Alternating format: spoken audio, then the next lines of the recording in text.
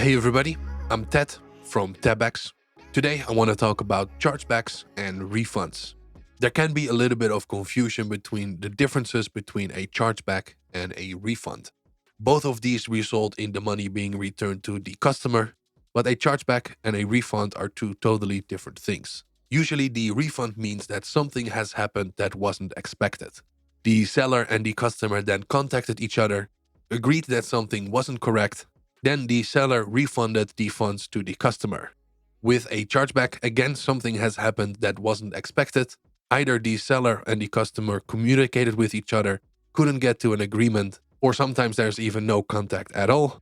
The customer then contacts the payment method, this is usually their bank, and if they deem that the claim is valid, the merchant will then be charged for the cost of the transaction and then also with an additional chargeback fee. Tebex handles these chargebacks for you as part of our seller protection.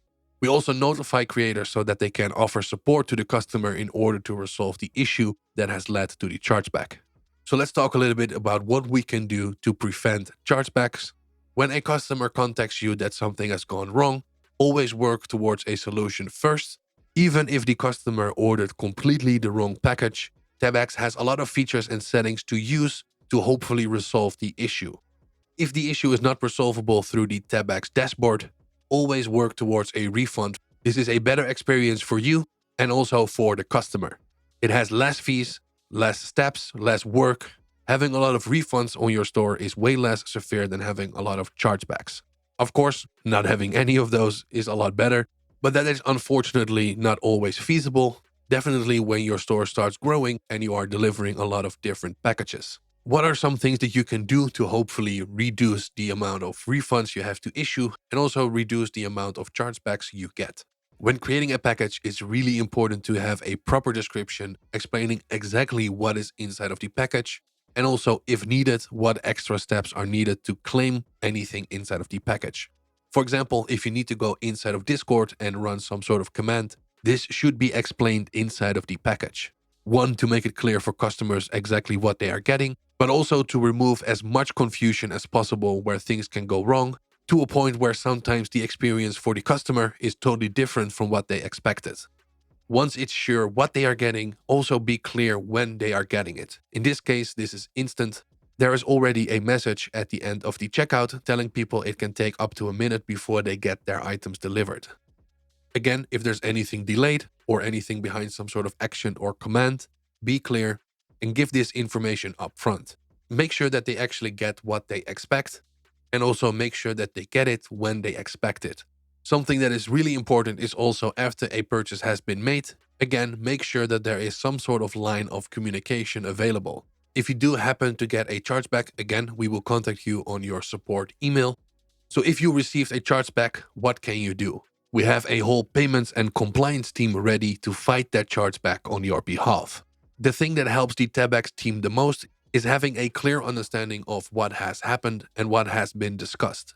If you have a chargeback and you have more information, for example, what has happened, who you already have been in contact with, and also through what kind of medium, if you have some sort of ticketing system, for example, a Discord bot, if you can include those tickets as well, that can really help us get a proper overview of the situation. Hopefully, before a chargeback has come in, there was some sort of communication trying to work towards a solution or a refund.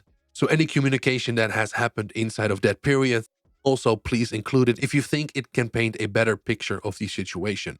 I will link to our documentation pages in the description. If anything is unclear, of course, feel free to contact the creator support team. Dealing with chargebacks and refunds is unfortunately something that is part of being a seller. So the main thing I've said a few times already is make sure that you work towards a refund. For this to even begin, the customer needs to be able to contact you. You or someone from your team needs to be there to take this issue seriously and again work with the customer towards a solution. This doesn't have to be a refund, but the main thing is starting with communication. Inside of your dashboard, under checkout, you can find your customer support email. Provide an email address that customers can contact for help with their payment. If there is a chargeback, Tebex will defend that chargeback on your behalf. So if we need more information, this is also the email address we will use to contact you about that chargeback. Alongside this email address, make sure that on your homepage on your store page, on your Discord. Make sure that you are available and have multiple ways of people to contact you in case they have questions or something has gone wrong. Because Tebex fights the chargebacks on the seller's behalf, the involvement by the seller is usually pretty minimal. But this is still a team effort. If you have any information that you know can help us with that chargeback, please use the form to contact us.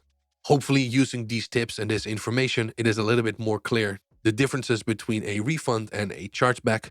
If anything is unclear, feel free to leave a comment down below or again, contact our team. And as always, thank you for watching and good luck with your Tebex store.